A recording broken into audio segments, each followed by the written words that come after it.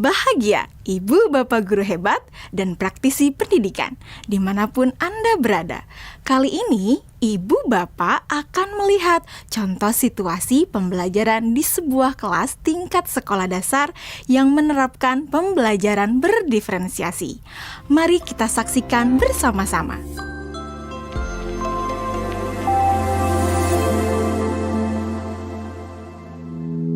Organ tubuh manusia. Minggu ini, Pak Kasim ingin mengajar sebuah materi tentang cara kerja salah satu sistem organ tubuh manusia, yaitu sistem pencernaan. Adapun tujuan pembelajarannya adalah melalui diskusi kelompok dan penugasan mandiri. 1. Murid dapat menjelaskan fungsi organ pencernaan pada manusia.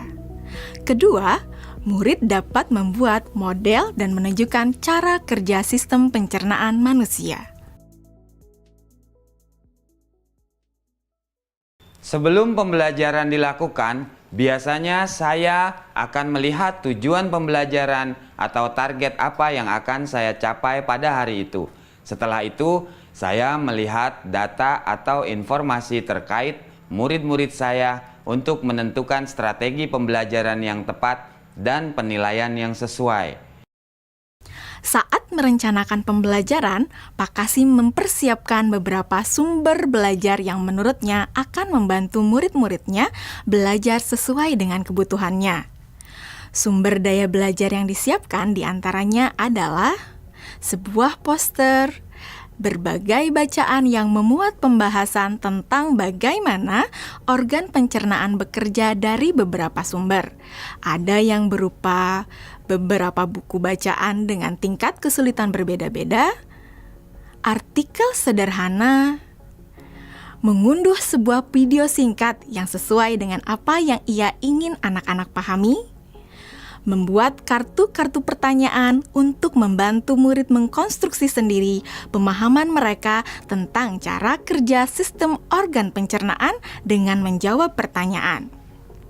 Sumber belajar yang beragam ini tentunya tetap sesuai dengan tujuan pembelajaran yang ingin dicapai atau dengan kata lain mengimplementasikan diferensiasi konten.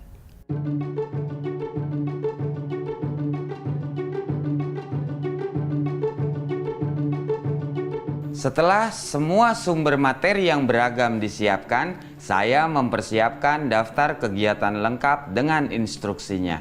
Misalnya, membaca buku atau artikel dan lain sebagainya, mengamati poster, mendiskusikannya, dan kemudian membuat ringkasan untuk menunjukkan pemahaman tentang isi poster tersebut. Menjawab kartu-kartu pertanyaan. Aktivitas-aktivitas tersebut walaupun berbeda-beda, namun semuanya bertujuan agar murid memahami cara kerja sistem pencernaan. Assalamualaikum. Bagaimana kabar kalian? Waalaikumsalam. Baik, Pak. Hari ini kita akan mempelajari tentang sistem pencernaan manusia. Saya, Pak. Di awal pembelajaran, Pak Kasim memberikan penjelasan kepada semua murid yang ada di kelasnya tentang tujuan pembelajaran dan konsep kunci yang ia ingin anak-anak kuasai. Lewat proses tanya jawab dan contoh-contoh, Pak Kasim memastikan bahwa murid-muridnya memahami apa yang dimaksud dengan sistem. Pak Kasim meminta murid-murid bekerja dalam kelompok. Untuk penugasan kali ini, Pak Kasim telah mengelompokkan murid berdasarkan tingkat kemampuan murid membaca. Hal ini karena tugas pertama yang harus dilakukan oleh setiap kelompok adalah membaca materi bacaan terlebih dulu. Teks yang dibaca tiap kelompok sesuai dengan kemampuan membaca mereka. Selama proses murid melakukan kegiatan, saya mengobservasi dan memantau pemahaman murid-murid.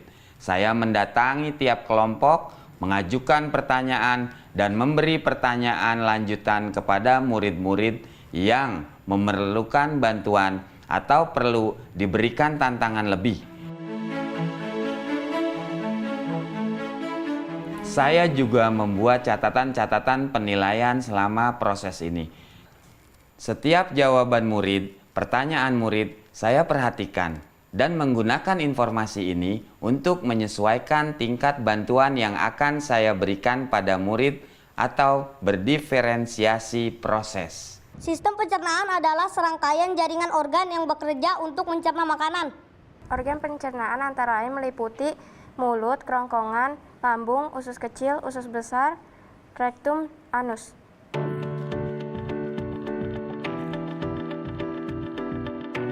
Sekarang silakan membuat model yang menunjukkan sistem kerja pencernaan manusia secara mandiri. Selama proses murid-murid membuat model sistem pencernaan, Pak Kasim berkeliling melihat pekerjaan murid untuk mengetahui sejauh mana pemahaman murid.